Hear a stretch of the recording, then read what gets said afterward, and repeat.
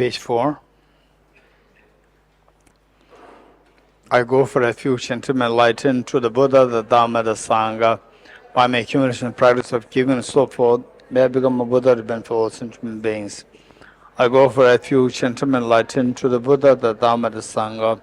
By my accumulations of practice of giving and so forth, may I become a Buddha to benefit all sentient beings.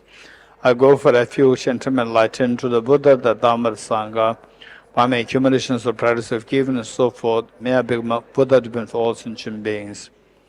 Sanye joda zoge jonam lo chanjo bardo dane gyabsu che yage jinso gebe sonam ge dola benye sanye rubare shu Sanye joda zoge jonam lo chanjo bardo dane gyabsu che yage jinso gebe sonam ge dola benye sanye rubare shu Sanye joda zoge Yabso she dage jinso gebe sonam ge dola benye sanye rubare shu Om ye narama he to prabhavam he tom te sham data gato yavatat te sham chayo niroda evam vate mahashamanaye swaha Om ye dharma hetu prabhavam hetum te sham datha gato hyavatat te sham chayo niroda evam vate mahashamanaye swaha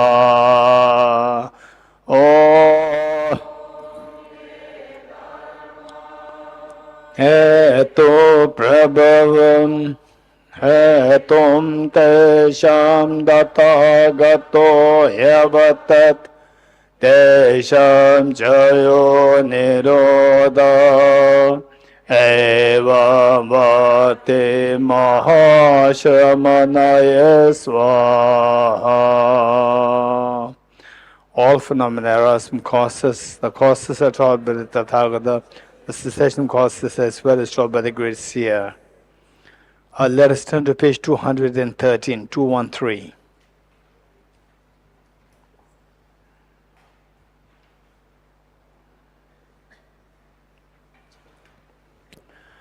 The same passage we read before, independent origination and emptiness.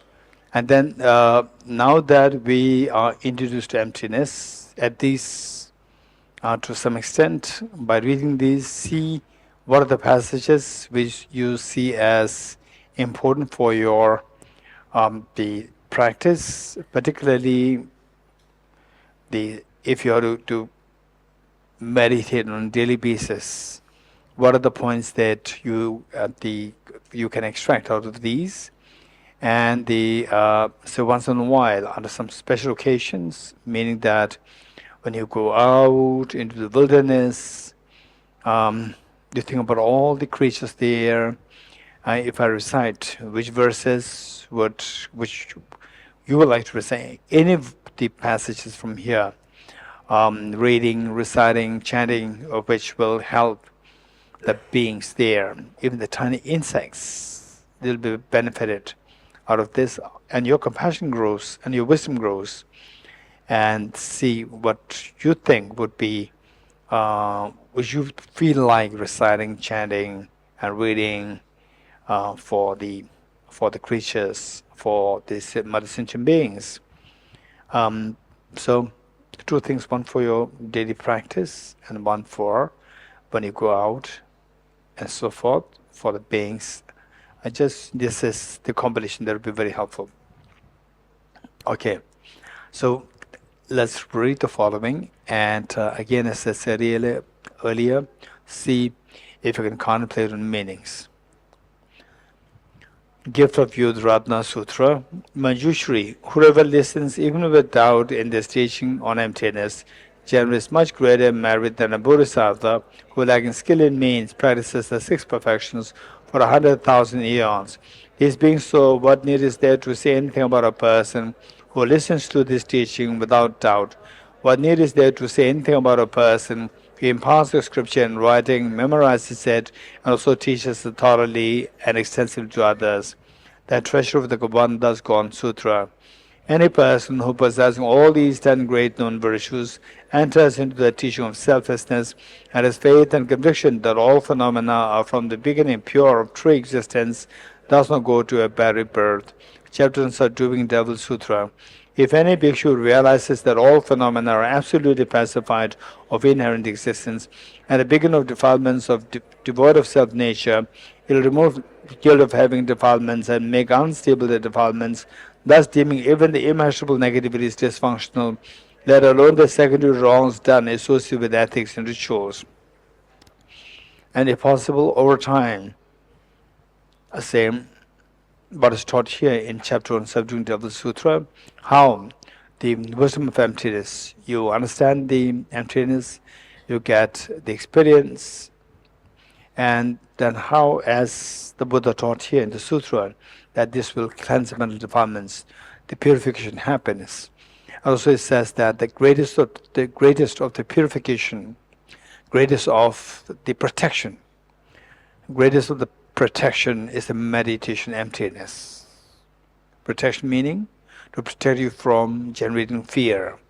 When you meditate in emptiness, say the internal fears will be dissolved, because the fears are grounded on belief that things exist objectively, and your fears dissolve. And also that if you have some degree of the experience emptiness, then you pray even external the obstacles which can potentially create fear in us, they also subside. But of course, I recited Heart Sutra, and then the problems didn't subside. So your negativities, negative karmas, there are two kinds. For example, what the Nastya asked yesterday, about yesterday, she asked me separately, and they asked me if the son of the great master Jusumarpa, say Dharmadurte, and if he has the capacity to eject his consciousness and enter into another body, why not he can protect his own body where he actually fell off the horse and the whole skull just went in pieces. So why he could not protect his body if he has the capacity to eject his consciousness? So this is a serious question. The consciousness is your mind. Where you travel, your consciousness and your mind, these two are the same nature, same entity, different isolates. And consciousness or your mind, where you travel, your consciousness travel, your mind travels, you travel. So these you are two are the one entity with two different isolates. But your body, at the moment, these two are one entity, you and your body, these two are one entity, different isolates. But there's a point where where you travel, but your body stops. So Bodh is purely what you got from your past, the karmas. It's purely the product of the past karmas. Whereas the consciousness, your mind per se, the human mind, of course that is because of the karma, and the healthy mind because of the karma. But the mind per se, this is the basis of designation for us. Where the mind travels, you travel. The mind never stops. Mind never terminates. So the mind ejected, not ejected. The body is like the vessel.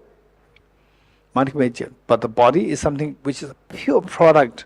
Body per se, your body, you have to leave it when the karma exhausts. So the karma will one day exhaust and the body will be left behind. So this karma, and the karma to meet with the body, karma to terminate the body, the karma, negative karma to terminate the body, positive karma to get this body, human body.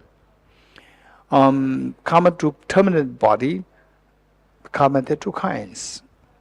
One very powerful karma, also referred to as the indefinite karma, and the other one is unstable karma or uncertain karma, karma which is weak. Weak karmas we can manipulate very easily.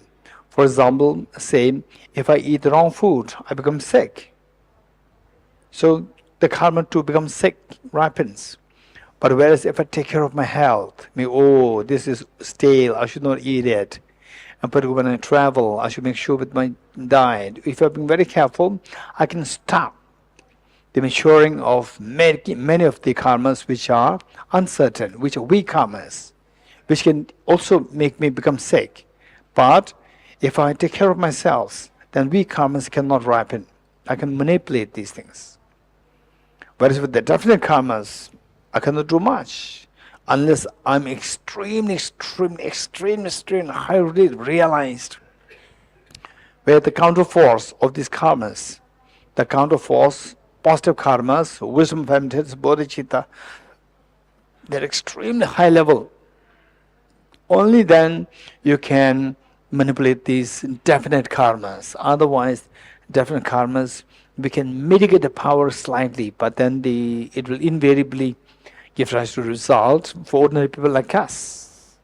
So, say even such realized being as say Damdul, the son, who has this power to eject his consciousness from the body, so he also had to go through these karmas, the definite karma, the power of the definite karmas.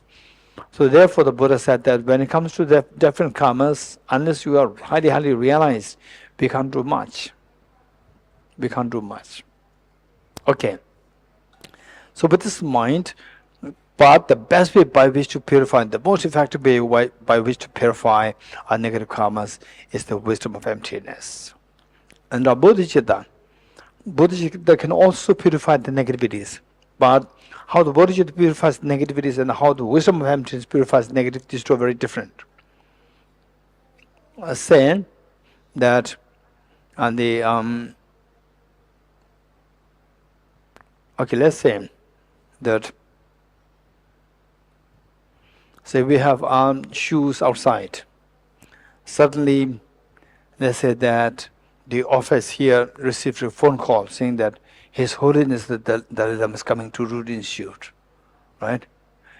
And then we have to clean this up. All the slippers, we have to clean this up. And then, okay, all come to clean this up. Then suddenly another phone call came. His phone's already right there. Now we have no time to clean this up. So what we do is that, but all the slippers outside is not that good. It's nice. So Rajeshi brings a very clean bed sheet or clean cloth, and cover the chappals and put some flowers on these. Right? And it looks nice. What's the purpose of cleaning?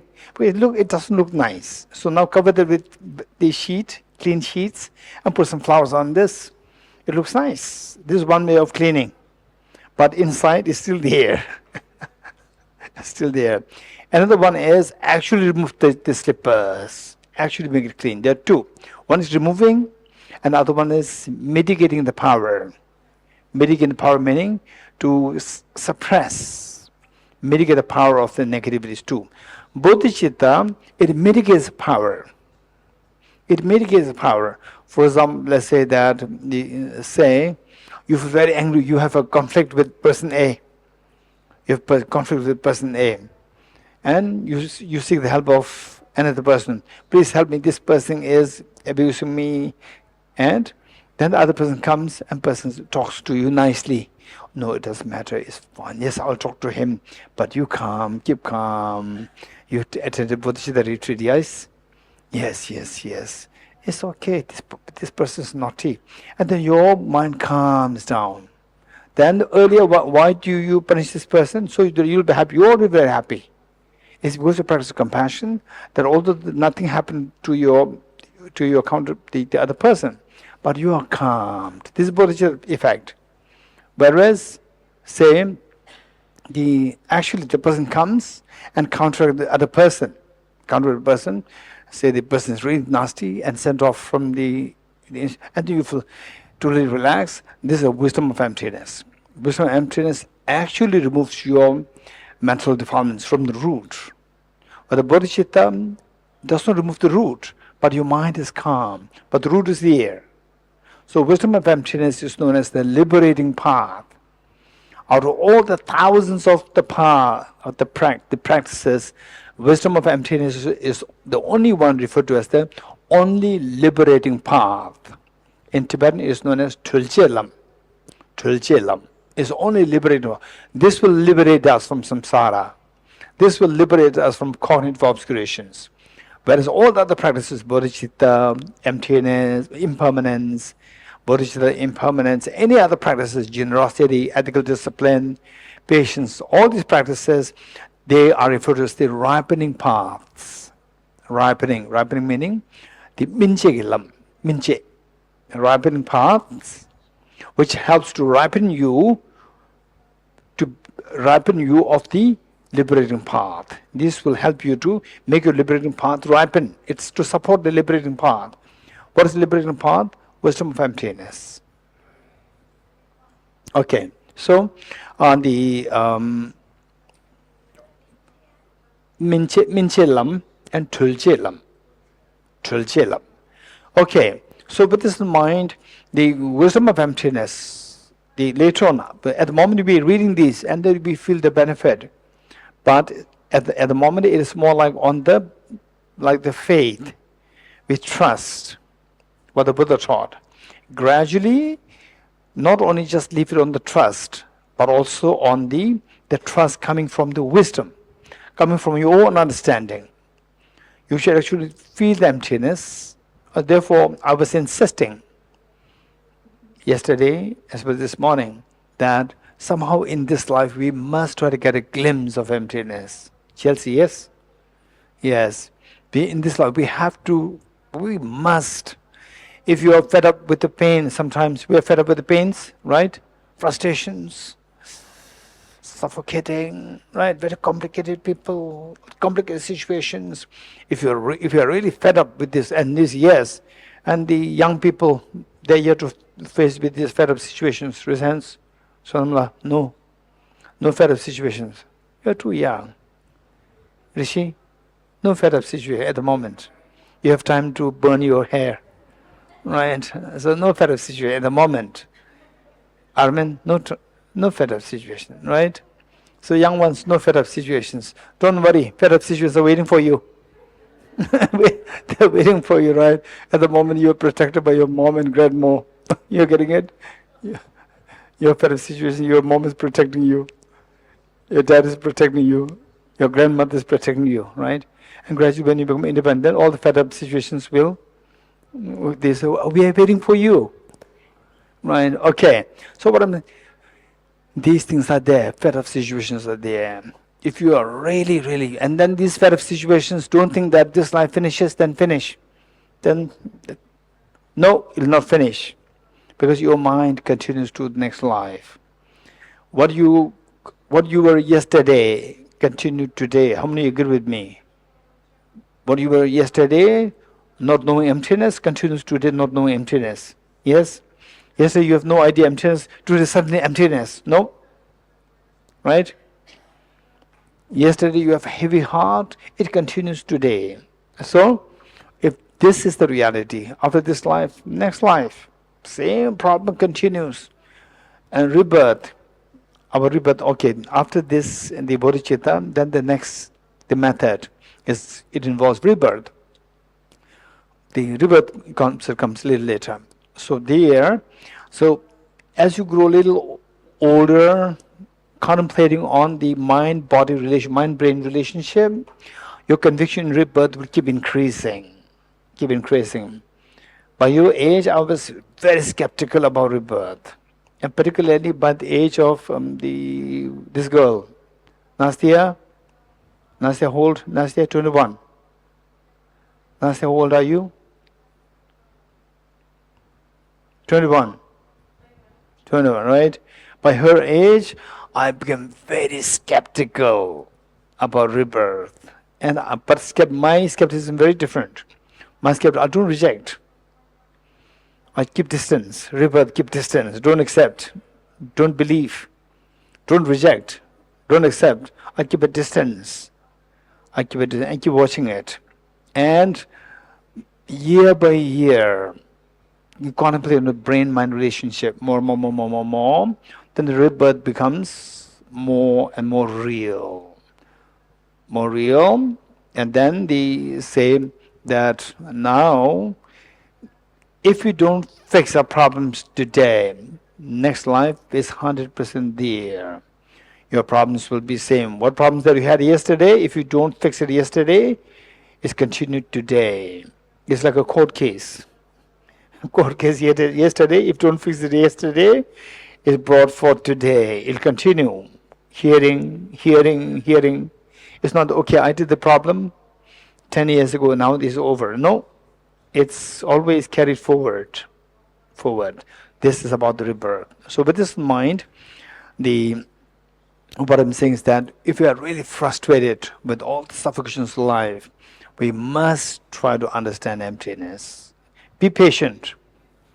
Don't expect that within two retreats, but let's go for systematic studies. Acharya Chandra this text. Study more. Don't just think that, I study this and something will come to me. No, this will help us to awaken our intelligence. Plus information, profound information, intelligence activated, then your understanding of emptiness will build. Starting from a very tiny sapling, it'll keep growing, and then it'll become very strong. So then you become confident that, what is that here? All my experiences of the pains that results from my definite karma in the past. These karmas, they wrap in the form of the pain today. And these pains can be got rid of by the wisdom of emptiness. You become very confident. And then what the Buddha taught here, that the best way to purify your negativities is by meditative emptiness. You will see that this is very, very true from your own experience. You getting it? Okay. So, let's read this once more. The last paragraph, 213. The chapter on subduing Devil Sutra. If any bhikshu realizes that all phenomena are absolutely pacified of inherent existence, and the beginning of defilements is devoid of a self-nature, it will remove the guilt of having defilements and make unstable the defilements, thus deeming even the immeasurable negativities dysfunctional, let alone the secondary wrongs done associated with ethics and rituals.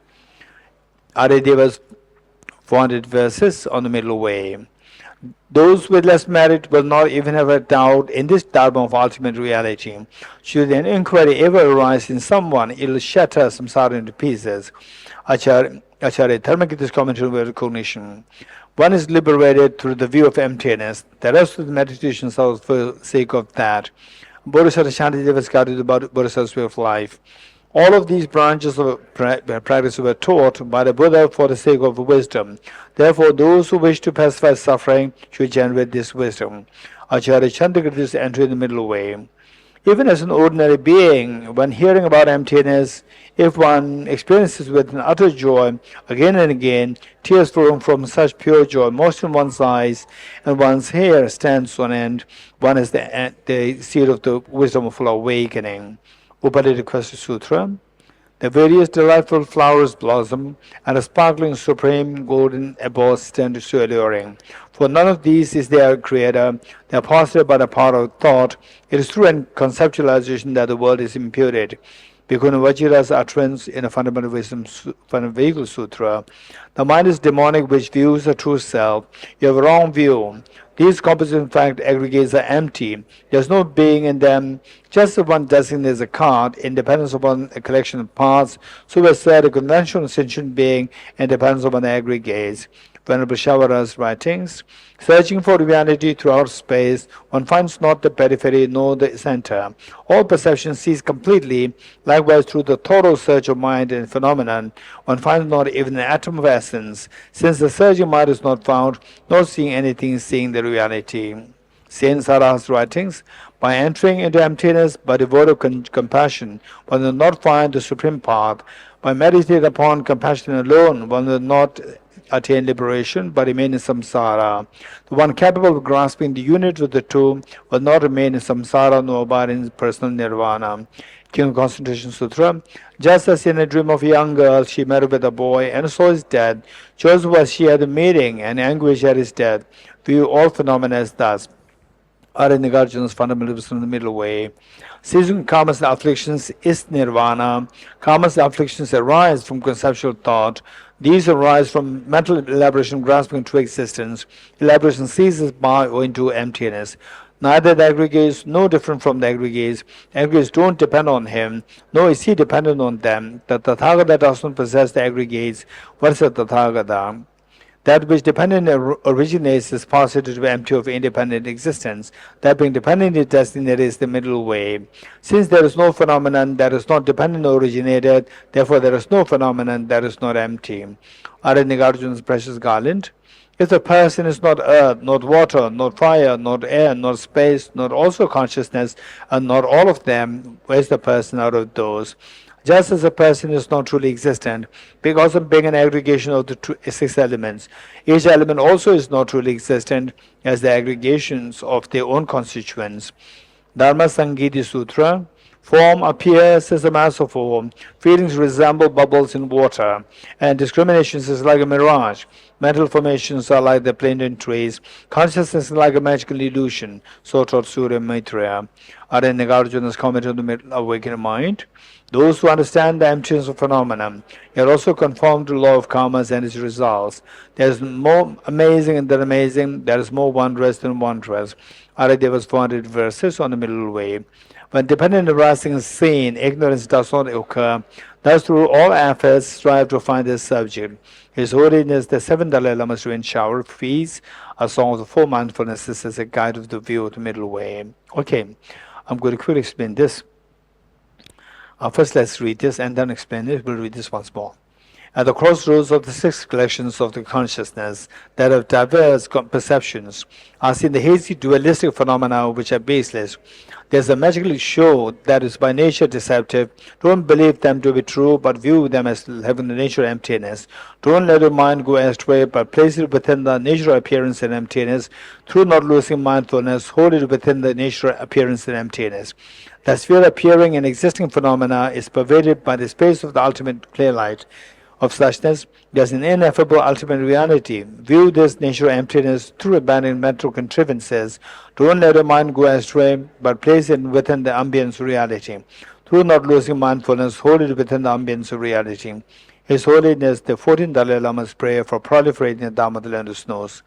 Venerable Madhava, Shebe Dorji, and so on, that hosted the precious Gaya, the source of blessings, the chain of the unexcelled masters of this outstanding tradition. To you all I pray, may the Buddha Dharma of the land of snows blaze forevermore. All phenomena encompassing samsara and nirvana are by the radiance of spontaneous awareness. Awareness itself, devoid of elaboration, is realized in the nature of Dharmakaya. Pervading all the existence and appearance of samsara nirvana is great Mahamudra. May the Buddha Dharma of the land of snows blaze forevermore. Nagarjuna's in praise of Dharma Dhatu. Impermanent, suffering, and empty, these three they purify the mind. The Dharma that is unsurpassed in purifying the mind is a lack of intrinsic nature. Concluding prayer from Lama Tsongkhapa's Ocean of Reasoning, a comment on Nagarjuna's fundamental wisdom middle way. Throughout my future lifetimes, may I always be Bhagavad Manjushri and be able to uphold the Dharma in general and the teachings on dependent origin in particular, even in the course of my life. Okay, with the folded hands. Shri Heruka, Shri Heruka, Shri Heruka. He is the selfless of phenomena, the emptiness of the mind, which is the source of everything, as it is impurity of causal nature. Ru is the selfless of person, the emptiness of self, that is fabricated by the web of conceptual thought that grasps at itself of person. Ka is the ultimate reality, the absence of the dissonant duality of subject and object. Shri is the non-dual exalted wisdom that abides in congruence with the emptiness of the object. This is the meaning of the Evam. Okay, there's one question which talks about... okay. There are two questions here. First, I'll do this question. Is in the context of Shri Heruka, Ru is the substance of person, but what does the person refer to? Is it the subject? Okay. The Ru, Shri Heruka Shri. He, the substance of phenomena. Ru, substance of person. Here the person is the person. When you say the subject, there are three kinds of subject. Thus far, when we talk about the subject-object duality or subject-object, subject always will refer to the mind. But in real sense, because this very short course, 10-day course is just nothing. And say, in these courses, then the master's course, 5 years, then diploma course, 1.5 years. So there, we study more complete. So when we say the subject, it's not only the mind, there are two kinds of subject. For example, say this root institute is very healing place for me. So object is root institute and healing for me as this person, I, as a person, as a subject. Subject in the form of I feel so blessed and healing here in root institute, I. That is a person. So, and then how do you know there's a flower there? My mind could see that. The flower, my mind could, flower's object, my mind could see this. This is my mind. My mind is the subject. So one, the person, then the mind as subject, and then say, Hamala, did you bring something to drink for me? What did you bring? Ginger. Look. So look, this is magic is amazing. Say, now I know what is here. I know. Did I check it? I tasted this? I didn't taste it. But I know this is ginger, lemon, honey tea here. How did I know that? How did I know that? Huh? So the ginger, lemon, the honey, this is the object. And how did I know? Through the subject. Which subject? The exchange words. Exchange words. So these words serve as a subject to refer to this object. You're getting it? So the subject, one is the person, number two is the mind, number three is the words, terms, labels. They are subject, there are three kinds. You're getting it? It's not only mind all the time. So here, when you say the he is the substance of the mind, and whereas the ru is the substance of the person, the subject. That subject is the person, not the other two subjects. Okay. So this is the clarification here. Now going back to what I promised to explain, page 218, His Holiness the 7th Dalai Lama's rain shower of feet. And those who are particularly this emptiness, yes, this is something that I must get hold of in this life. If this is what you feel, then they say, of course, we have to go very systematically, study things very systematically, not just, these retreats will help you to serve as say, what do you call it? Like a lighthouse. Lighthouse to tell the ship in the ocean, okay, you come in this direction, so it'll give you the direction. But this is not the light, this is not your light, this is light from outside.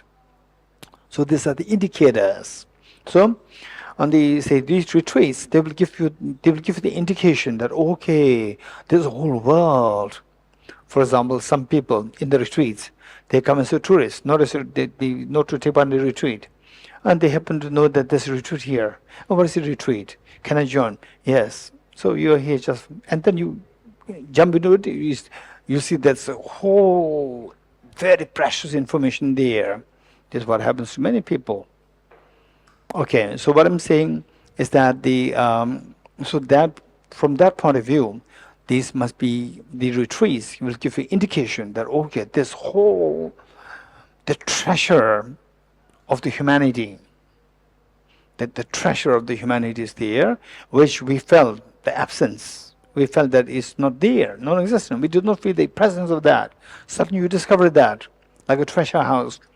Very fortunate. But once you see that, once you get the indication that there are some treasures there, then your job is to explore systematically and get there. Okay. Alongside, also get there like the following very systematic courses, and also the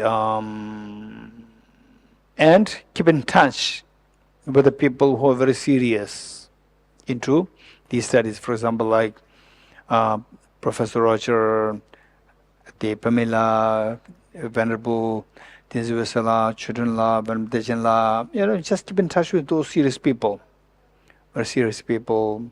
So, for example, say Kala, I know for a long time, and then we have Gabor, Ilingo, and then many of you like Tinzis Samsangla. So we see that there are many of you who are very serious, and Pandela there, very serious, and perhaps one of the most serious one is Hamula, present.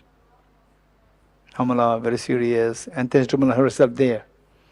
All the Russian people you enjoy because of Tejrumala. Tejrumala, she's very, very serious, and Alexei, very close to my heart. He's very, very close to my heart, Alexei.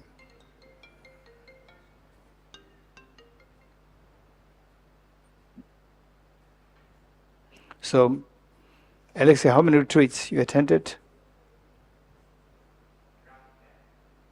Around 10 such retreats. Since which year? I think since 2015. 15. Yes. Okay. So he even came to France also. Yes, and to Finland. To Finland, France, yes.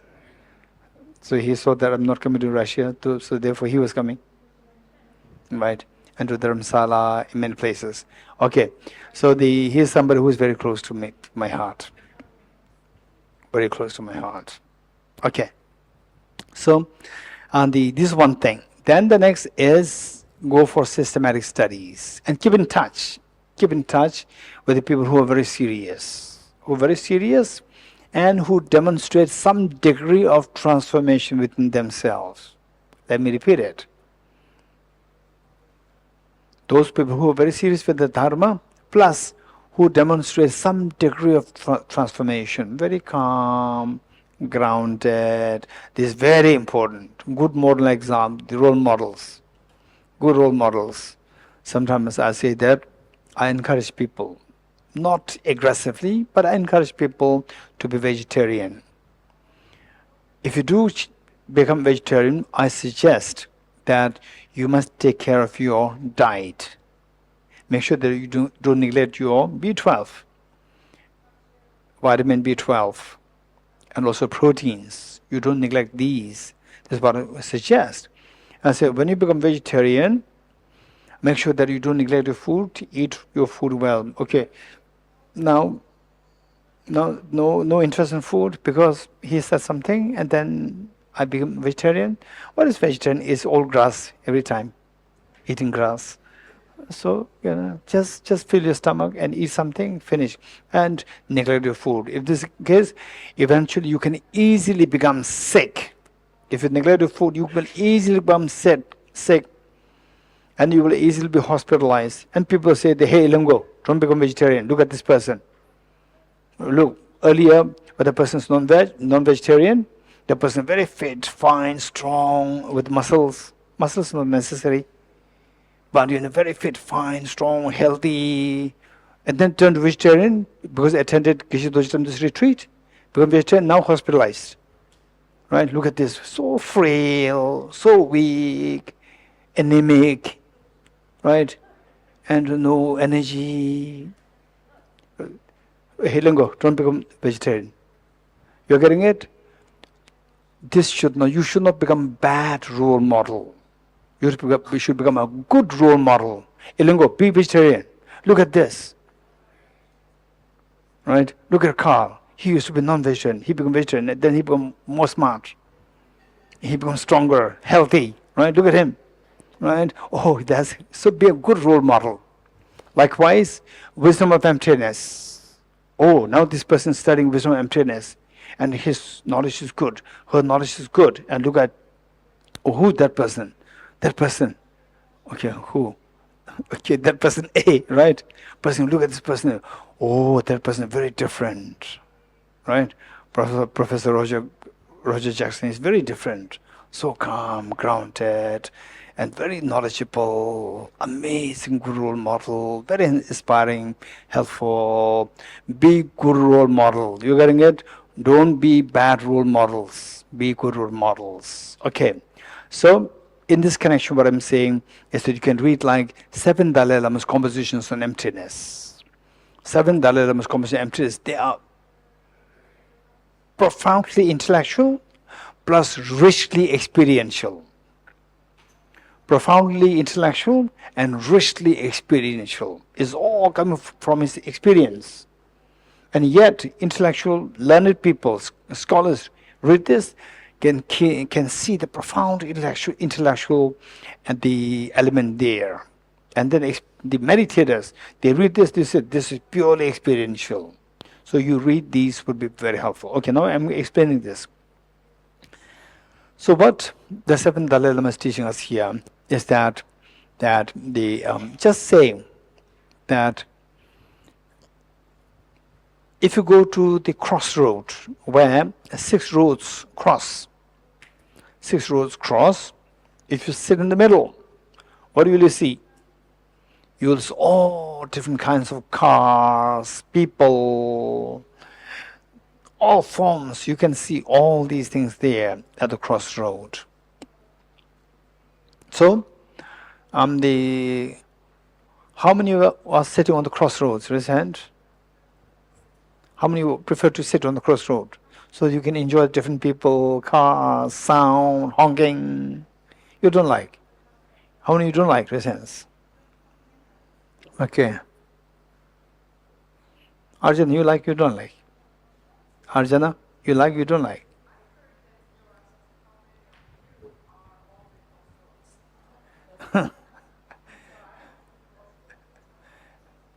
You're right.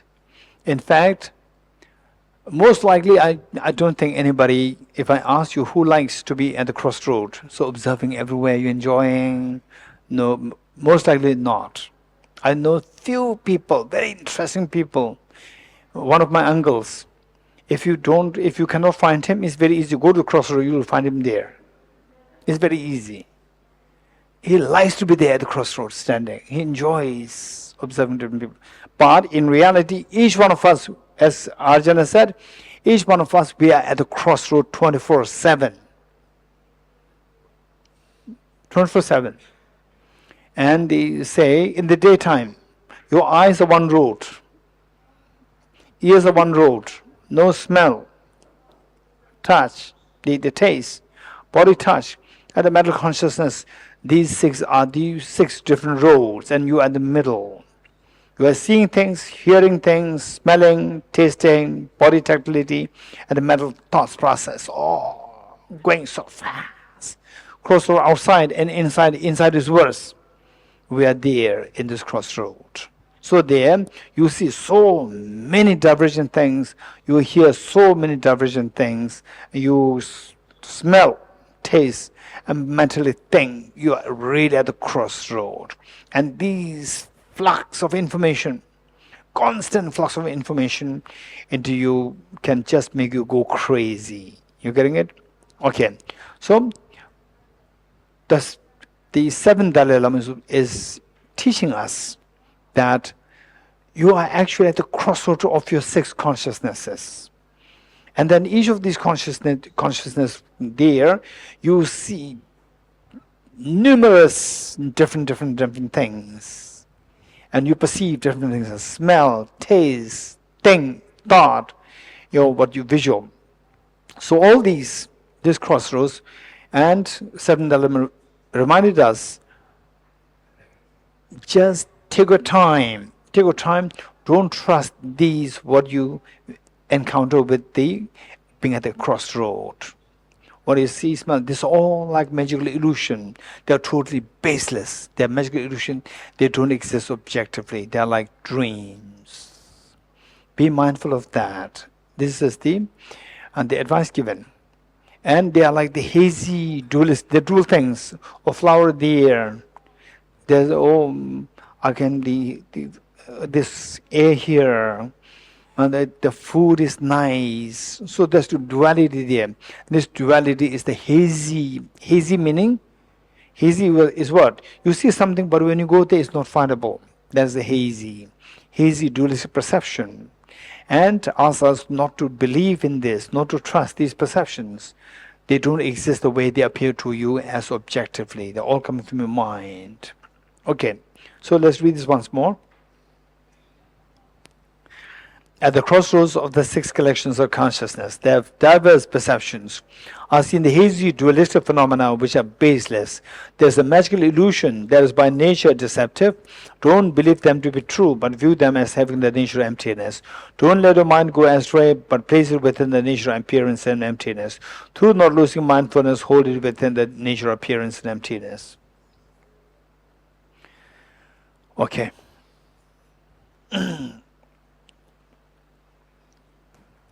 So, now going back to the bodhicitta part. Of the two methods, what are the two methods? What are the two methods?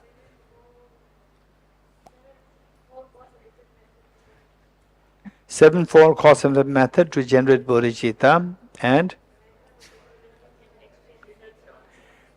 Joshua. Okay, Joshua is a very good role model. You know why? He is not looking at the book, he is saying this by heart. The method of generating, method of equalizing and exchanging self with others to generate bodhicitta. Perfect. Method of equalizing and exchanging self for others to generate bodhicitta. And how many steps are there? Anyone? How many steps are there? Anyone? 9 steps. What are 9 steps? Anybody who can say this by heart to set a good role model, to set a good example for everybody. Anyone? Anyone? 9 steps by heart. Anyone? Raise hands. Carl. Equalizing ourselves with others. Equalizing the self and others. 1. Yeah. Number 2. Reflecting on the demerits of cherishing oneself. Reflecting on the demerits of cherishing oneself. Number 3. Reflecting on the merits of cherishing others. Reflecting on the merits of cherishing others. Number 4. Taking the suffering of others with emphasis on compassion. Taking the suffering of others with emphasis on compassion. Okay, let's look. This is amazingly great role model. Number 5. Giving our happiness to others with emphasis on loving kindness. Giving happiness to others with emphasis on loving kindness. Very good. Actual exchange of self with others. Actual exchange of self and others. Very good. Special recollection of kindness of others. Special recollection of kindness of others. Very good. Altruism. Altruism. And bodhicitta. Wow. Okay.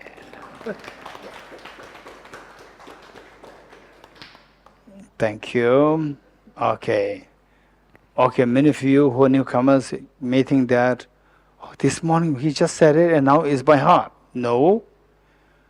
Carl put effort to learn this. You're getting Carl put effort to learn this from the past retreats. Past retreats as well as from the Narendra studies, right? Very serious. Very serious. So if you become serious, you will learn. You'll also become one like Carl. You'll also become one like Carl. And then wear all this information on your fingertips and you meditate and then you feel the benefit of this. Then we see that any external factors, very disturbing factors you may encounter with these things, or your mind is at calm and stable. Oftentimes, the external factors You encounter external factors and your mind react and you disturb the situation even more. You disturb the situation more. For example, say like a water. Like water. Say somebody creates, they provokes you, or whatever situation stimulates your, anger, and then you react. The moment you react, right? For example, some people say when I become a little sick, I have a little bit of cough or little fever. Geshe, you are sick. You have to go to hospital. No, don't say like this. I said, you are making me more sick. You're getting it? Then you are sick. Okay, yeah, I'm sick. Right? And then, oh, lie down. Yeah, lie down. Yeah. You become more sick. I said that. I say, when necessary, you have to treat. Necessary. If not necessary, simply by overdoing. Your overdoing, sometimes can be out of concern. By overdoing, other person gets even more agitated. Instead of helping, it harms. And the person feels disturbed. And sometimes it's very funny. People say that, Geshe, please take rest, you are tired, right? And they said, shall I come to help you? I said, don't come.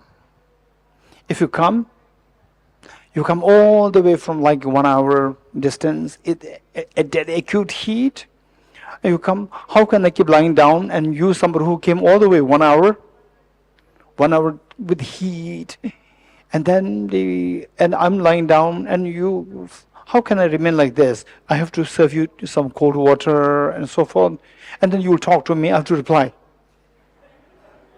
My energy is gone. You're not helping me, you're harming me. Don't come. Right? If you don't come, that is the medicine for me. So sometimes we overdo. You're getting it? Not that the other person bad. Simply because you overdo, then the other person, of course, is not a bodhisattva, not the Buddha. The person also acts. And when the person acts, he's low, he's so ungrateful. I went to help, and he said that don't come. He's scolding me. You're getting it? And when you say you're scolding me and then you become BBC. You spread this information everybody, right? And then I hear this from this person, that person, this person. It provokes even more. And then these people who inform me, they will pass information to you. He's even more provoked. You will be provoked. This is like putting fuel on the fire. You're getting it? We should be very skilled. Compassion. With the compassion, the first thing is don't disturb others. But don't disturb others doesn't mean that the person is about to commit suicide, right? And so forth. Then, I should not disturb him. This is again unskillful. You're getting it? We should know the precise time where, let him. He wants privacy. Let him have privacy. And then, so with this, it's a cold. With this little bit of, and then give the medicine perfect gift and let him have the privacy. So that way, it's matter of 1 or 2 days, it'll be over. You're getting it? So the point is that sometimes we provoke and the person gets agitated, and you say he's a very angry person, she's a very angry person. No, so we should be very careful. Okay. I don't know why I said it. Huh? Why I said it? Anyone? Huh?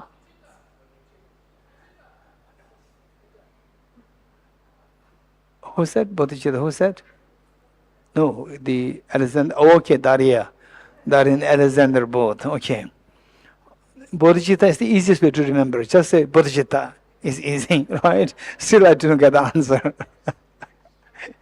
Okay, it doesn't matter. It doesn't matter. Okay. What I'm saying is that, yes, Carl, right, be able to remember all these. You put effort, be very serious. If you've been very serious, then you learn all these things. Once you learn this, it's so easy to practice. We have these steps on the fingertips.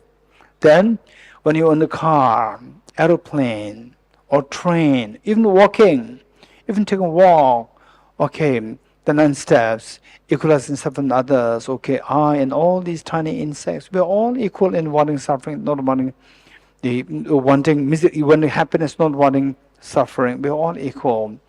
Then reflection on the demerits of cherishing myself. Look, you have these points by heart. By heart, it's so easy you can easily meditate.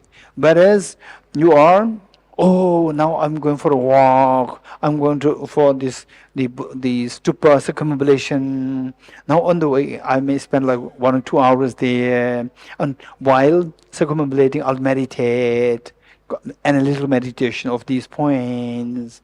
And suddenly, you're already in a three-wheeler started, and you forgot that you have forgotten your notebook where all the 9 steps are there. You've forgotten that, and you don't have this by your heart. Oh, now what can I meditate? I don't remember the 7, 9 points. You're getting it? And then while walking, it is very weird to look at the book like this. So weird, right? And you may bump into somebody else. Whereas if you're by heart, it's very convenient. Even the books are left in your room, right? Even the books are left in your room, no problem. You keep walking, circumambulating, you're contemplating these points, and the blessings of Buddha is there, the place where the Buddha became enlightened, with the Bodhisattva spirit, that blesses you when you're contemplating. God helps those help themselves. So, the Buddha's blessing really comes to you with the generation of Bodhisattva when you start putting effort in a very systematic way. So, this is what I've been saying. Learn all these things, and then it becomes very easy for you to practice. Okay, thank you. What's the first step out of the 9 steps of the method of equalizing exchanges of others? What is the first one?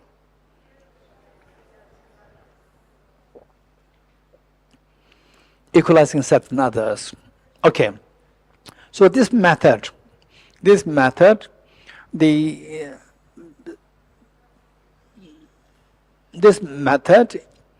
extremely practical and realistic. It teaches us how to begin from the ground level, from the ground, then the first floor, second, third, fourth. So the ground is that we're all, I would say, if I'm not too presumptuous, we're all born with the selfishness, some degree of selfishness, right? And this is a reality. Don't feel offended, don't feel shy. This is a reality. Know the reality, we can improve. And if you don't believe in me, right? Some people, if I ask what's the purpose of life, some may say the purpose of life is to benefit others. Do you really feel it? Do you really feel it? If you really feel it, that's amazing. And sometimes we say something because you learn the benefit of others is a very good gesture. You learn this. But deep inside, you are not on that level. You don't know what's your real level. I'll tell the real level. Real level is very easy. Real level of each of us, one of us, including myself. Day 1 you were born, how many you cried? How many you must have cried? You don't remember whether you cried or not cried. But day 1 you were born, how many you must have cried? Raise hand.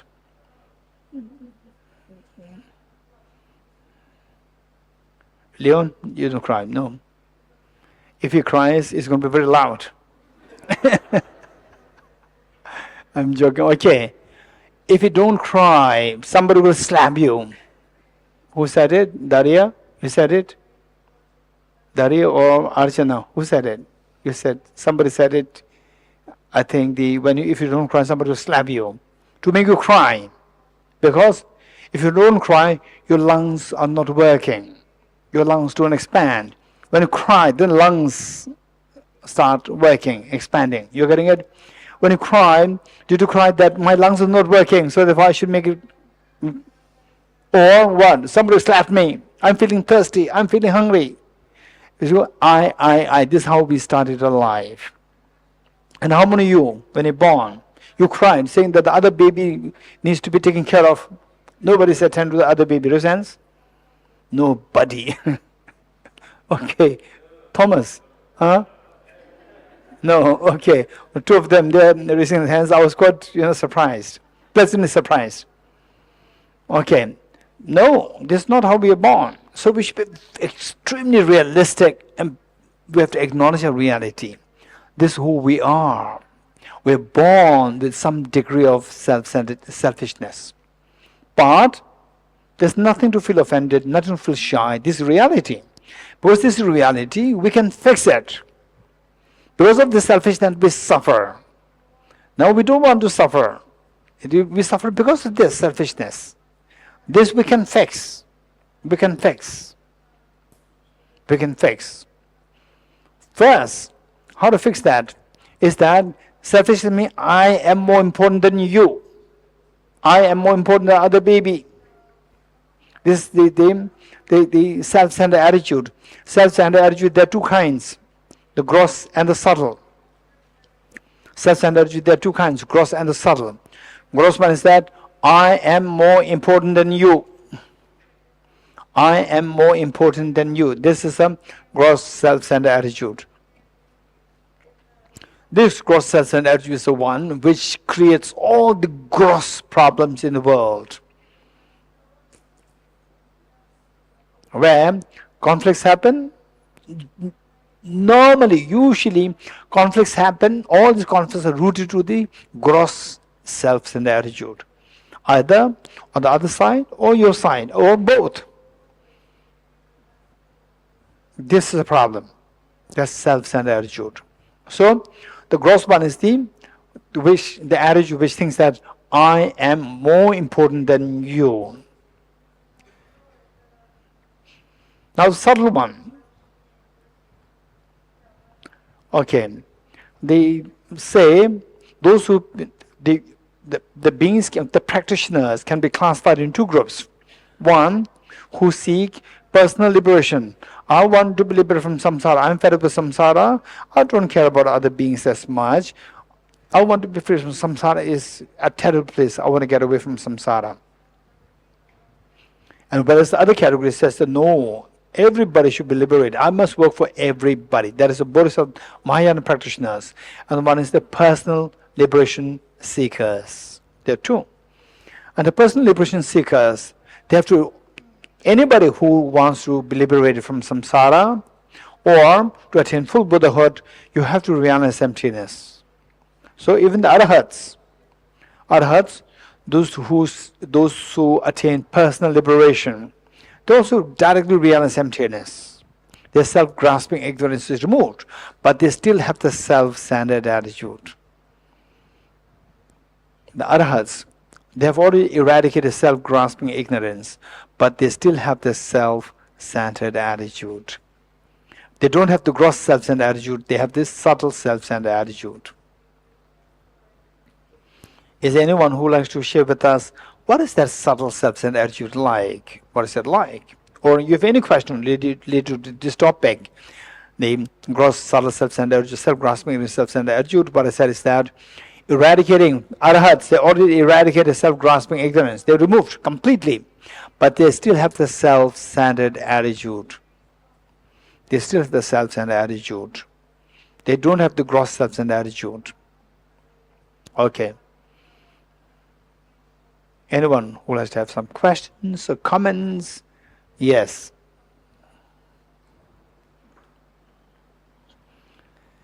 So in order to become an arahat, you have to completely eradicate greed. Is that correct? Eradicate self-grasping ignorance, but they still have the self-centered attitude. Okay. They have the self-centered attitude because of which they cannot attain Buddhahood. They are partially awakened. They are not fully awakened because of self-centered attitude. And what is that self-centered attitude like? What is that like? So I said the gross self-centered attitude is. What is the gross self-centered attitude? You. That attitude Yeah. which thinks I am better than you. This gross self-centered attitude. So arahats, they don't have that. But they still have the self-centered attitude, although they already eradicated the self-grasping ignorance. That is removed. Self-grasping ignorance is not there. So they didn't hold on the self that that this exists objectively. They don't have that, but still they have the self-centered attitude, which is a subtle one. Anyone?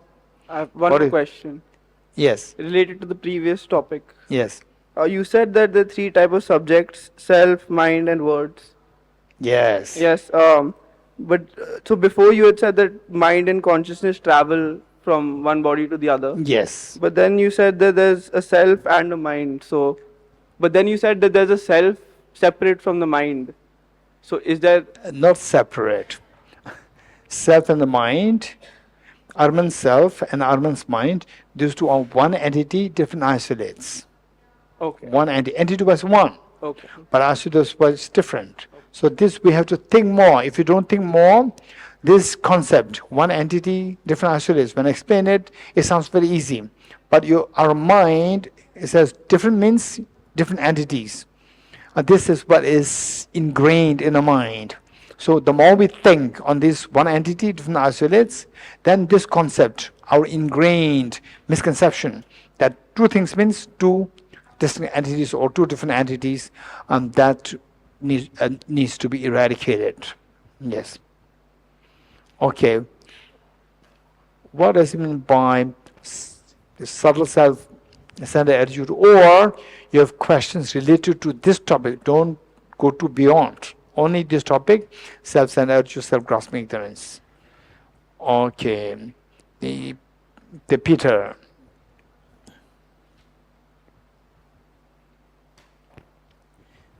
Geshe, if the subtle self-centered attitude is still there with the arahat, and also we talked about the cognitive obscurations today, which are obscurations, so I would think that they are part of the self-grasping ignorance.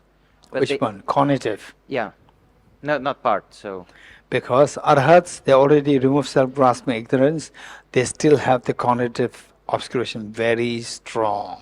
Yeah, this is my question. These two are not connected. So it's... The self-grasping ignorance is purely afflictive obscuration. Purely afflictive obscuration. Cognitive obscuration different. Therefore, I asked you to remind me what exactly is cognitive obscuration. You're getting it? Self-grasping ignorance is purely afflictive obscurations. It's not cognitive obscurations. You have to think about it. Yes, like you said that self-grasping ignorance is seeing the dream as real. Yes. And you also said that the cognitive obscuration is the appearance. Misperception with respect to the appearance. I mean, the appearance. Like So here seeing meaning believing is apprehension. Yeah. Wrong apprehension related to the afflictive. Wrong appearance related to the cognitive. Think about it more seriously. Okay, Gabor. Thank you, Geshe. So the arahats don't have the gross self-centered attitude because they have removed the sense of I'm more important than others, but they also have the sense, also have the quality of being oblivious to others, which means that they still have the subtle self-centered attitude. How is that self-centered attitude? Because they, their sphere of awareness is centered around themselves. Wonderful, wonderful, wonderful. Okay, did you all hear what Gabor said? Gabor is making a distinction between the gross self-centered attitude and the subtle self-centered attitude. Gross self-centered attitude is, I am more important than you. It's very gross. If I say that I'm more important than you, then you will say that no, you are more important than me, right? And both of them cannot be more important than the other. If at all something is correct, both cannot be correct. So therefore, this is grossly erroneous to view that I am more important than you. That is gross self-centered attitude. And subtle self-centered attitude is where you have a sense of importance of the self. I am important. Are you important or not? Are you important or not? Huh? If you think you are important, raise hands. Okay. No, I'm not important. Others are more important in a sense. No, others are more important than in a sense. Okay. Actually, you are important. You are not only important, you are very important. Because you can become a Buddha. You can benefit all the other sentient beings. You are extremely important. Okay, let's say that we're all very thirsty. And I said that, okay, you're very thirsty. I have only one glass of water. Who likes to drink this? And you say, I like to drink it. There's nothing wrong in it. Okay, next time. I have the only one brusher, and who likes to have this brusher? I like to have the brusher. Always there's a reference to I, right? So there is one problem. It's not wrong, but there's a problem there. What problem is that? Just as you want to drink, do you acknowledge that others also want to drink? You acknowledge? But you do not include others. You just said, I want to drink. And who wants to have this, the brochure? I like to have the brochure. Again, it's not that it's not wrong that you like to have the brochure, but you are oblivious to others. You do not think about others. You only thought about yourself. You are important. You deserve it. You are important. But just as you deserve this, everybody else also deserves this.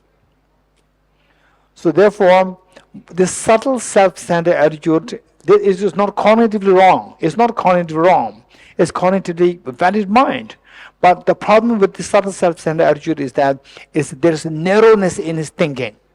Narrowness in his thinking. Narrowness. What is meant by this? Let me give an example. Say, and that you come to enjoy a garden.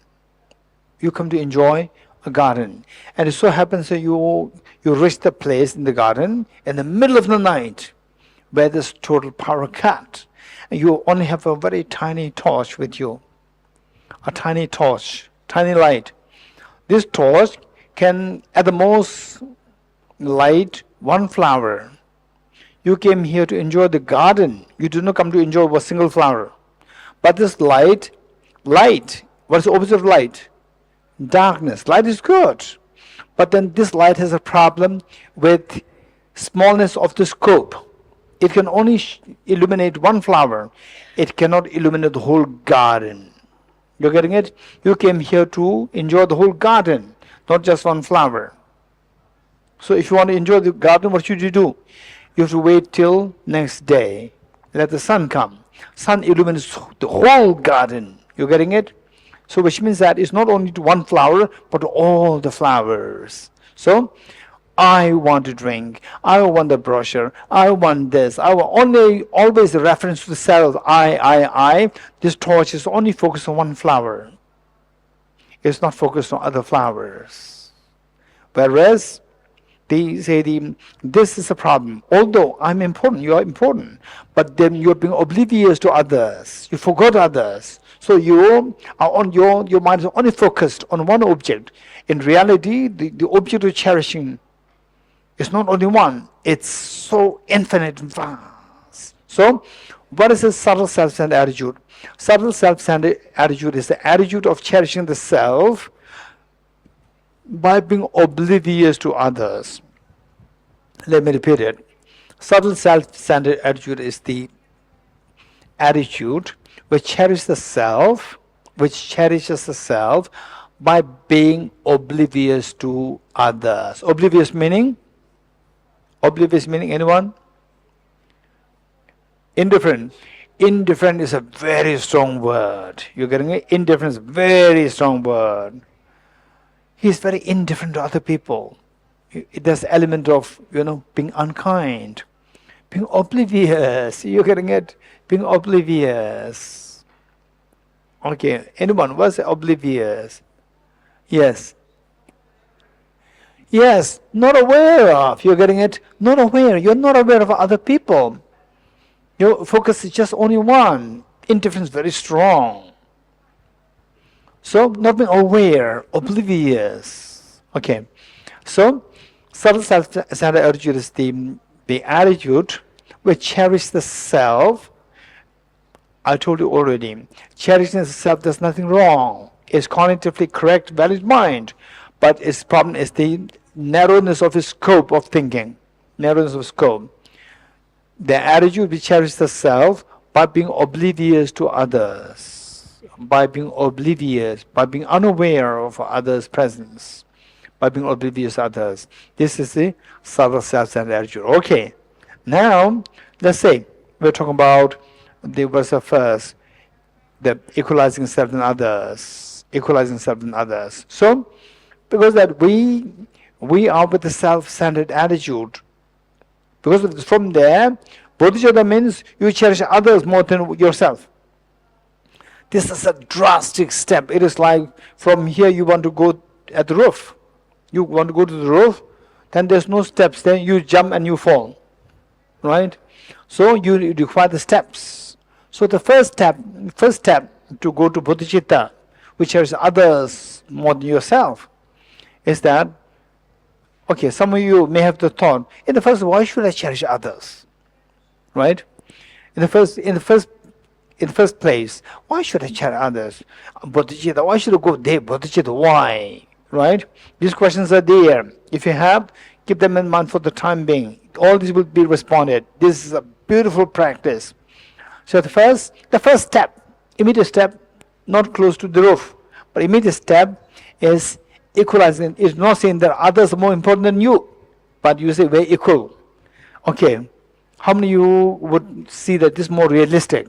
We're equal rather than others more important than me. Raise hands. It's more realistic. We are equal. It's okay. That's acceptable, right? Hey, don't be selfish. Hey, if somebody tells you, hey Armin, don't be selfish. You should cherish others more than you. Number one. And person says, no, Armin, you should see everybody as equal as you. Which is more acceptable to you, Armin? Huh? That's amazing. He's a bodhisattva. Armin is a bodhisattva. Anyone else? Which is more acceptable to you? Huh? Hey, Natalie, which is more acceptable to you?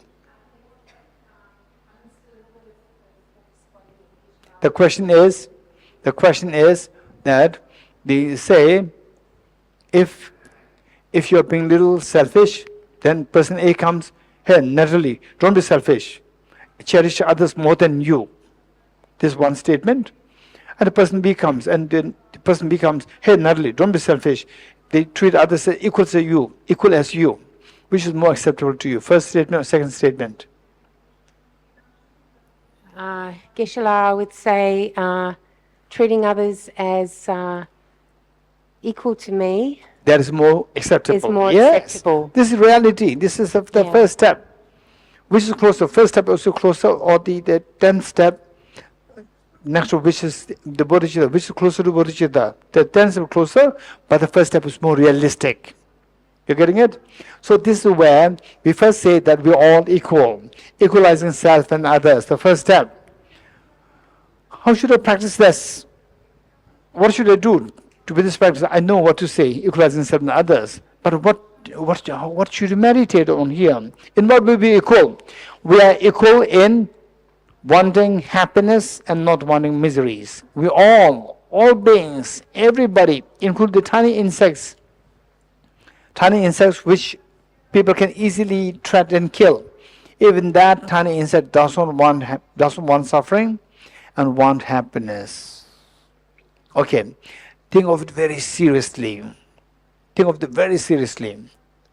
Say, the tiny insects, if you touch them, they will pretend as though like they're dead. They play dead. You notice that? And then they play dead. Because they don't want harm. They could feel the threat. Now if you don't touch anymore, keep it there, and gradually will check if harm is there, move the limbs very slowly. And still nobody touches you, then gets up and move. You're getting it? So look, this is where even this tiny insect wants happiness, does not want suffering. You're getting it? Very simple, right? Okay, so we have to acknowledge the first thing is that why I want the best thing. I don't want, why I want, others not to harm, because I don't want suffering. Just as you don't want suffering, others also don't want suffering. We're equal in that. Just you want happiness, others also want happiness. We're equal. And more importantly, just as, say, in the past, just as you have the capacity to become Buddha, others also have the capacity to become Buddhas. Everybody has the Buddha nature. We are all equal. You're getting it? Thinking of these three the points, then gradually the sense of I am more important than you will gradually subside. Gradually subside. And these will give you a deeper sanity. Deeper sanity. Sometimes selfishness blinds you from seeing the reality. And you think that what you said is correct. What you do is correct. Right? And what you do is according to law. What others do is not according to law. This is because of the selfishness. Our selfishness actually binds us from seeing the reality. Number one.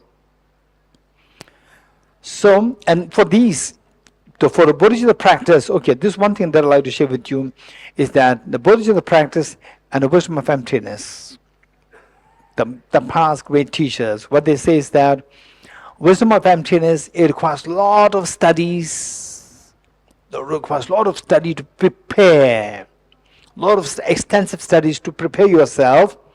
Once you get extensive studies and contemplation, then the experience, getting the experience to emptiness is very quick.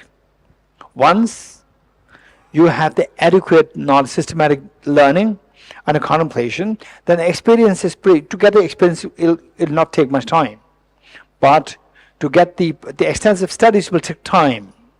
Whereas for Bodhicitta, to get the knowledge of Bodhicitta, it will not take much time. But the experience will take a lot of time. And people who attended the Bodhicitta retreats, one, and then more important than more so than the people who do the Bodhicitta retreat, who actually do these courses and study the Bodhicitta very systematically, and they practice. They practice for years and years and years. They complain that at times is so demoralizing that you know all the steps, 9 steps, 7 steps, preliminary, all these you know so well, and you practice step by step, 1, 2, 3. So initially, the first few weeks, it is like a rising star.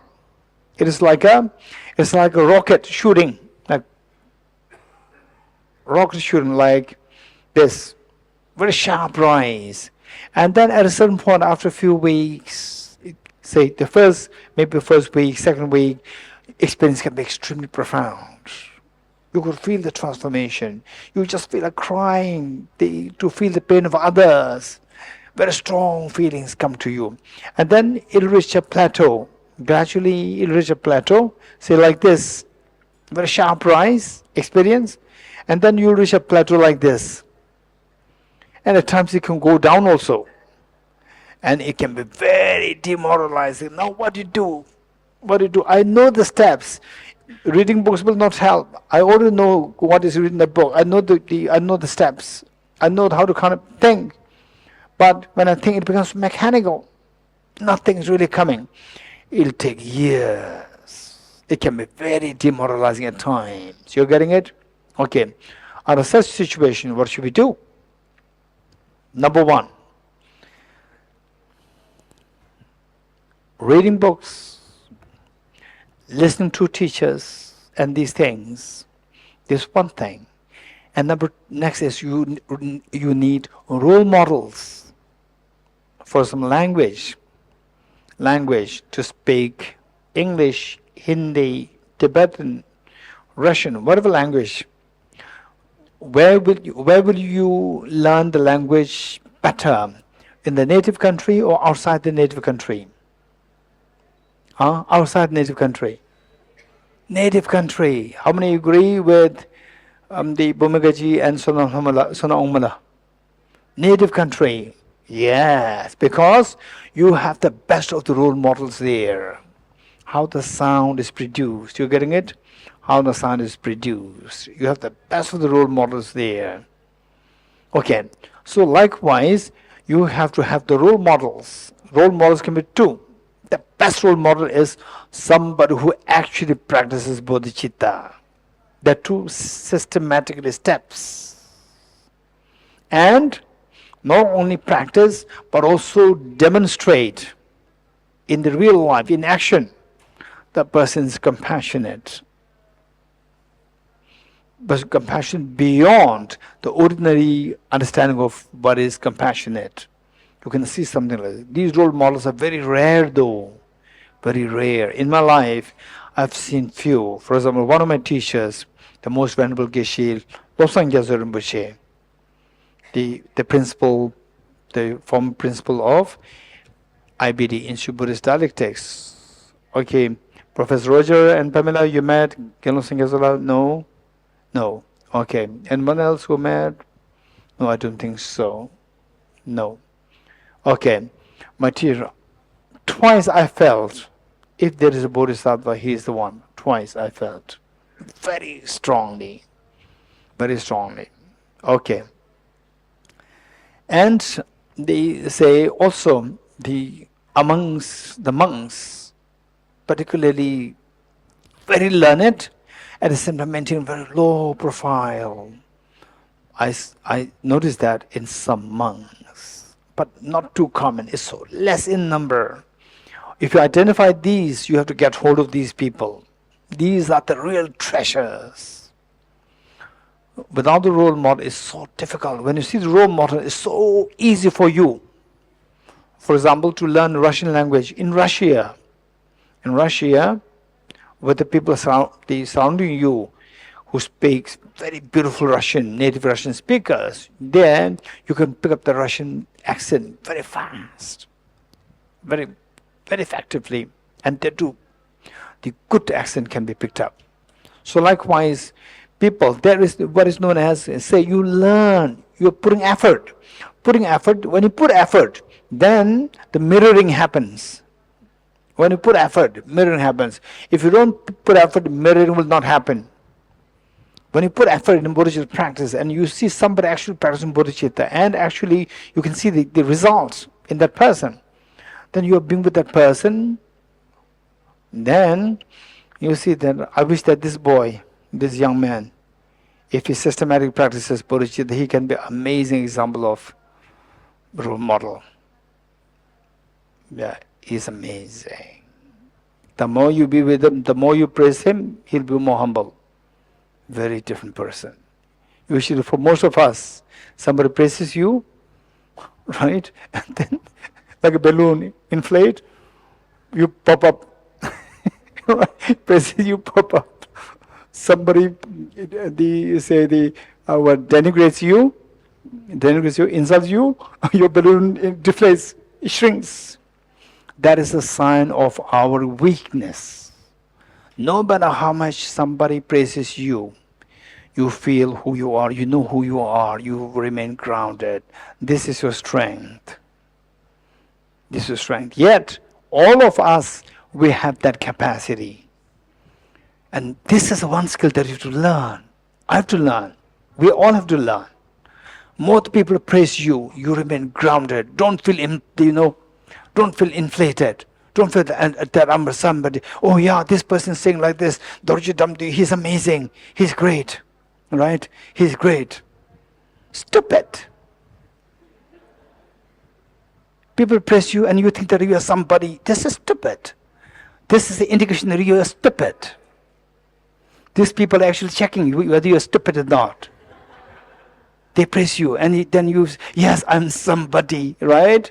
And you're saying that I am stupid. You're getting it? When people praise you, you don't have to tell other people, oh, people are talking like this to me, right? Oh, I'm great, I'm great, right? Let people praise, right? You should not feel affected. You know who you are. You are not Buddha. You're not Buddha yet. No, you forget about Buddha. You're not even a Bodhisattva. You don't have any of you know who you are, your limitations, you know that. There's so many scope to improve yourself. So why you forget about these things? And then people said, oh, you have this, you are that, and so forth. And you think that, yeah, I'm somebody. Oh, just to inform you that people are talking so nicely about you and about me. Right, about me. Is to say, I'm stupid. This is what you say. So we should be very careful to make sure that you don't become like a wool, to become like a cotton in the midst of the wind. The wind should not blow you easily. Don't let the wind of the praise, wind of the, what is the opposite of praise? Criticisms. Don't let the wind of the praise and the criticism blow you. You're getting it? Remains firm. Don't let the wind of the praise make you inflated, make you arrogant. Don't let the wind of the criticism make you feel low. No. When people criticize you, know your strength. At least there are so many people who are not inclined towards the Buddha Dharma, who are not inclined towards the bodhicitta, who are not inclined to wisdom of emptiness. They're always after the gadgets. 2, 3, 4 hours of the gadget, and at least I'm going to the retreat. I know who I am. I'm not that bad. If people praises you, I'm not that good. I have so many qualities, gate, here to go.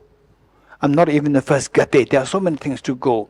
When people praise you, you identify your limitations and calm yourself down.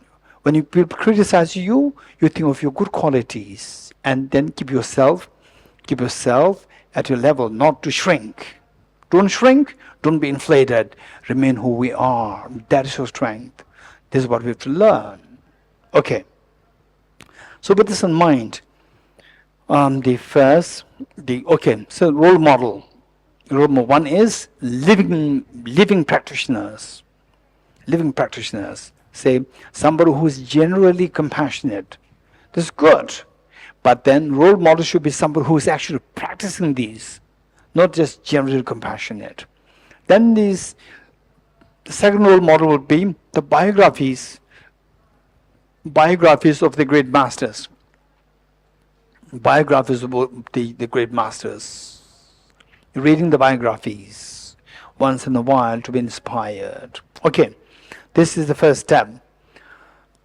The first method, equalizing self and others. So in this regard, I'd like to share one anecdote. These are very inspiring. And even the stories that you read, these should become like your, and if possible, all these stories should be the real stories, not just cooked up stories.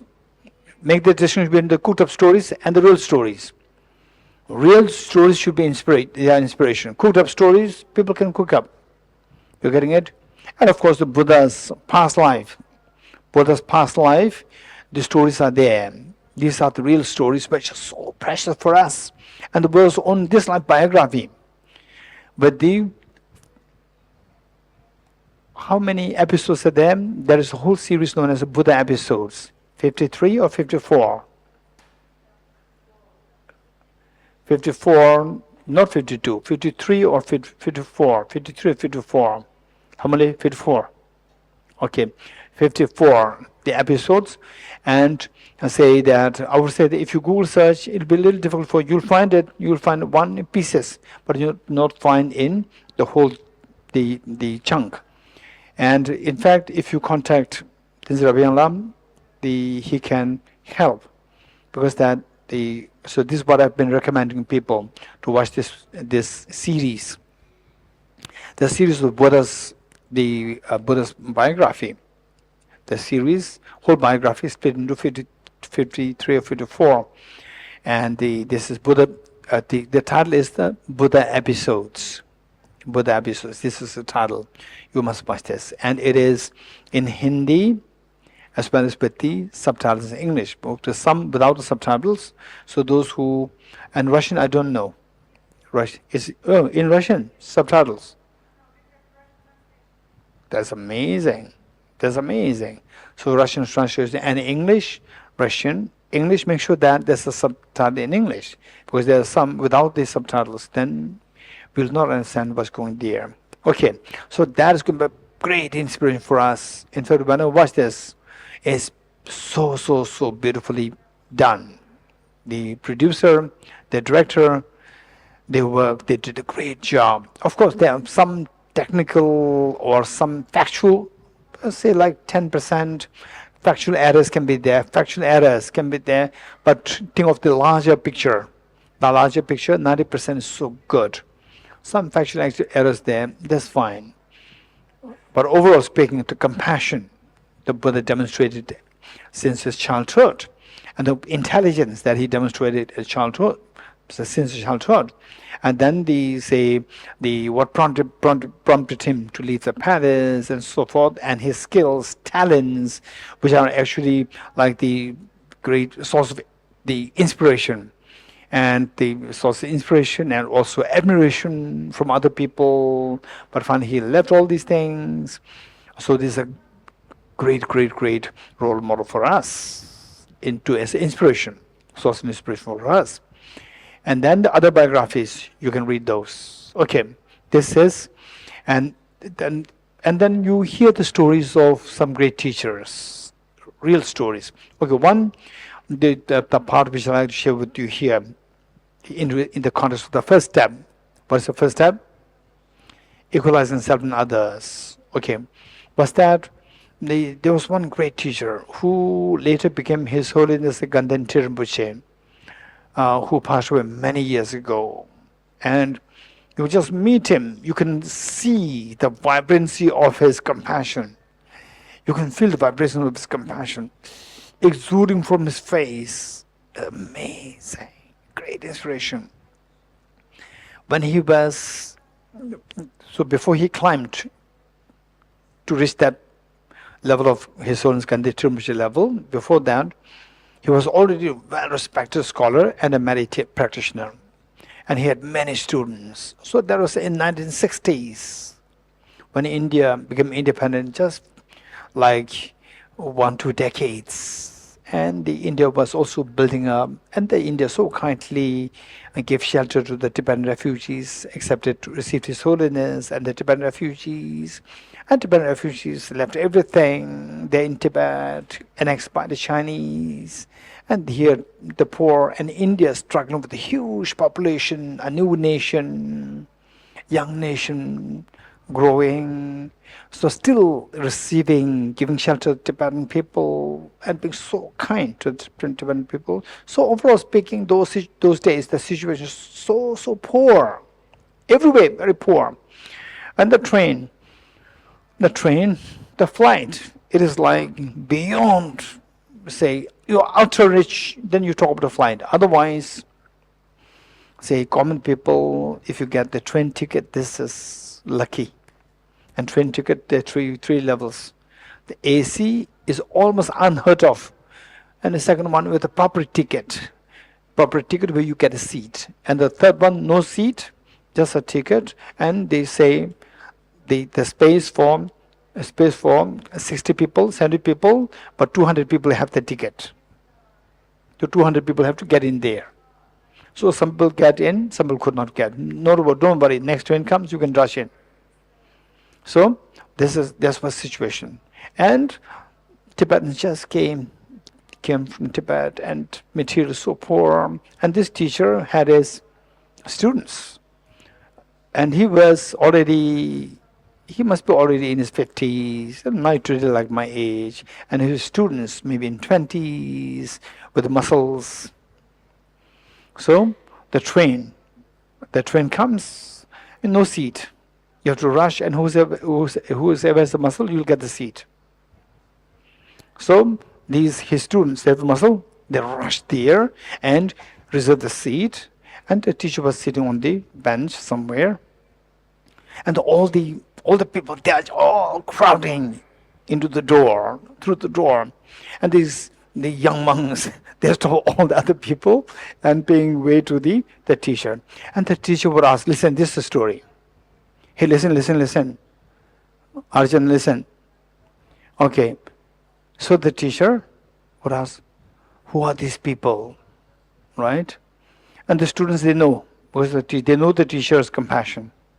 When the teacher says, who are these people? They're also going in the train. Then they will say, yes, sir. Right? And they also need seats. Yes, sir. So we need seats, they also need seats. We are same. Equalizing self and others in action. You're getting it?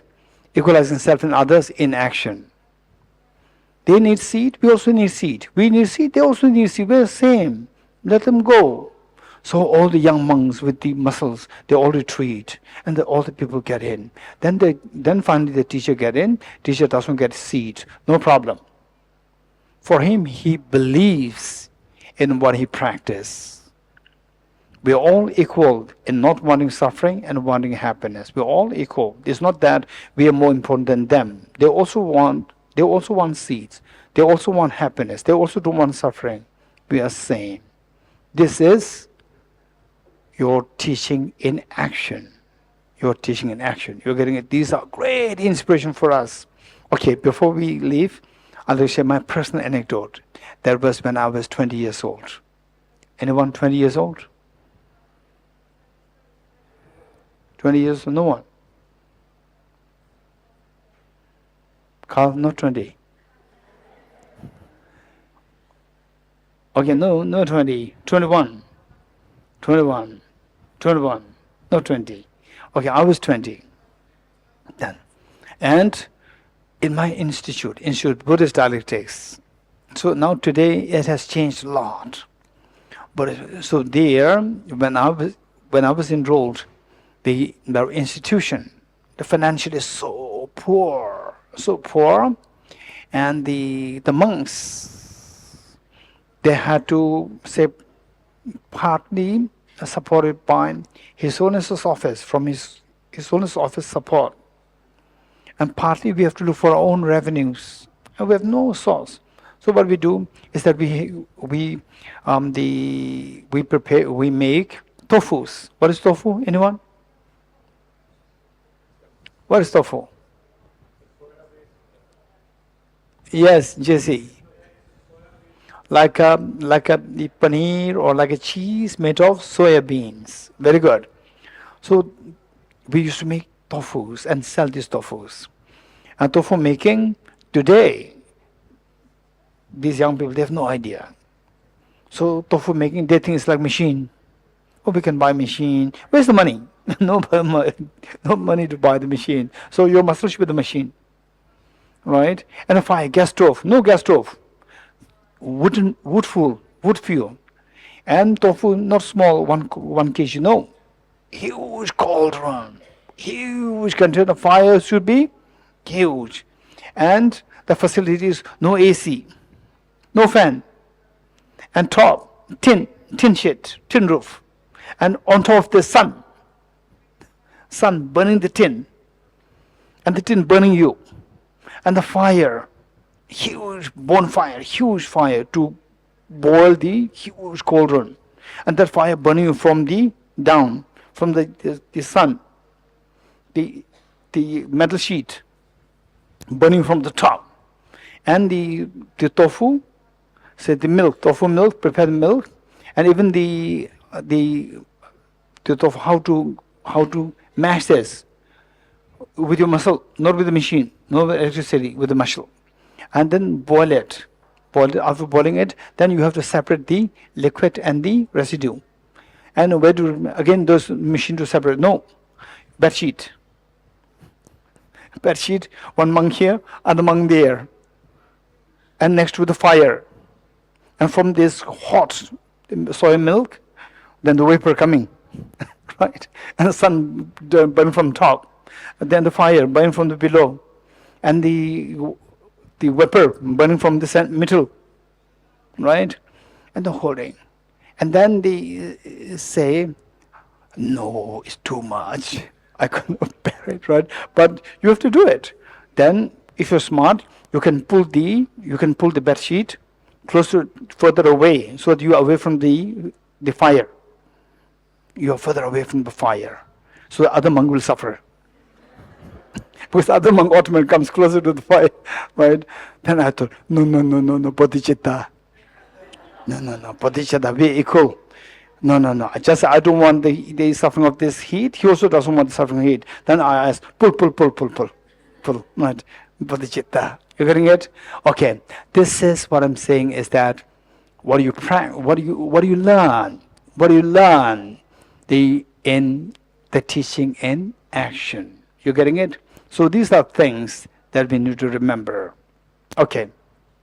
So now, where should I practice these things? Very simple. Nowadays, easily people travel by flight, very easily. Came by flight with me. Yes? Okay. So, the flight lands. Tick.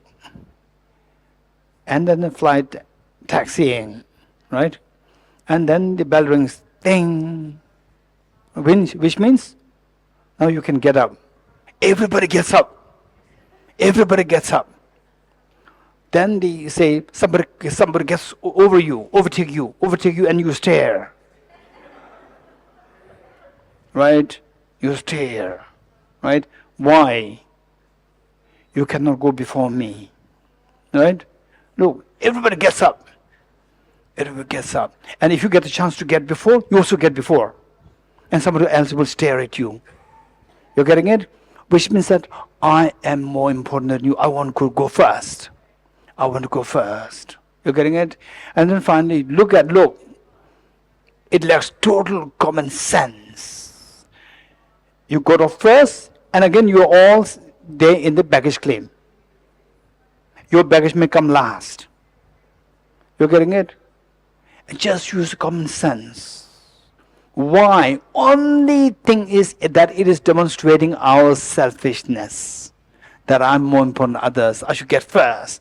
This is the disease that we have. You're getting it? If you don't believe, check it. Now after this, you again fly back, check, ting, and then see the reaction of the people. Not only the people, Momo, you check your mind also, how your mind reacts. And people get up like this. I also have to get up. You will also feel that. You're getting it? And then you remember bodhicitta. Oh, no. We all will get in the baggage claim room. We all will get there. Don't worry. And then they say people from behind you, they're all passing by. No. I have to get up. You're getting it? So this, just observe your mind. It's a beautiful, amazing, watching a movie of your own mind. How the mind reacts, you can watch it. It's amazing. This is a practice. Okay, we stop here. Yes. Geshe, what about queues? So I lived in England for 13 years where they maintain best of queue. And in India, nobody maintains queue. Cutting the queues. Cutting queue. And I Yes. start feeling it's my responsibility to order it into a queue. Hey, So what to do? all should be in the order. To keep the queue. Because Yes. Nobody Hey, don't cut the maintains- queue. Order. And it becomes more chaotic. You're getting it? So when you overreact, don't overreact. So because social evils. Social ills are always there. Social evils, some people are always there. If you find it will disrupt the whole scenario, it is like stirring the dirty water. Stir the dirty water, it will not help it settle. It will make it more muddy, more murky. You're getting it? So where the problems are there, think. If I go there, interrupt, this problem will escalate or it will quell. If you have confidence that it will quell, go there, courage to go there and solve it. Whereas if you see the prospect, you go there and try to settle it, instead of settling, it becomes more chaotic. Then better let it be like this. Don't expect the world to be perfect. Expect the best within the given situation. Let me repeat it. Don't expect the world to be perfect. Expect the best within the given situation. You're getting it? Sometimes things will say, the murky water, don't stir it. If you want the murky water to settle down and the clean water comes out, don't stir it. Don't stir it. Let it settle down. Time will settle down. You're getting it? And we think that if I go there, then this is very unjust. This is very unfair. I must go there and, the settle. You can be more chaotic. You can create more chaos rather than, but sometimes let the time heal. Time will heal. Things will settle on their own. You're getting it? Whereas only when you're confident that me, by going there and talking or interrupting there, then things will say, if you're very confident, go. If you're not confident, don't go. It can create more chaos. You're getting it? Sometimes, I say, particularly too many cooks spoil the broth. Oh no, I'll come to help you. I'll come to help. Too many cooks, then spoil the broth. Cooks for what? Broth, now broth is gone. Because too many cooks. We have to know all these are the wisdoms of the ancient world, not ancient Buddhism. You're getting it? Of the ancient world. These are the wisdom of the ancient world. Too many cooks spoil the broth. So we should be very careful. Okay. Direction prayer. Okay, but just for information, that this evening is not at a master's course, is it? NMC. So those of you from NMC, here is where the teaching is happening. You can join, and even those who are not from NMC. Okay, now that we did the emptiness already, what to be done in this retreat, and if you're interested, okay, now what is emptiness like? I already understood emptiness now. Well, I got fully from him now, right? But still they're doing something called NMC, right? And he said they'll come at your own risk. Is it now? There's no risk because I know emptiness already, right? So I want to see what it is like. Come. Feel free to come. And now I would say come. I would not say come at your risk. Earlier you should come at the risk. Now you come and listen and see that, okay, now I thought that this is emptiness. They're discussing something deeper. You getting it? It'll help you. But no compulsion. Individual, you decide. If you want to come, most welcome. So this is a place where we'll have the teaching at 6 o'clock. Okay. Page 52. Direction prayer.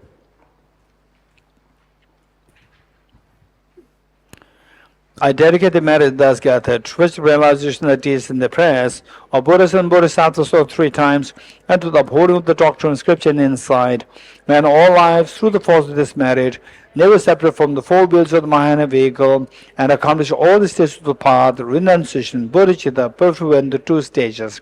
From my 2 collections, vast space that have amassed, from where came that effort is this practice for a great length of time, may have become the shield-reading Buddha for all those whose minds wisdom is blinded by ignorance. Deyata Om Gate Gate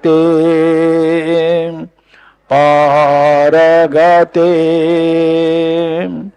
Parasam Gate Bodhi Swatyata Om Gate Gate Paragate Parasam Gate Bodhi Swatyata Om Gate Gate Paragate Parasam Gate Bodhi Swaha.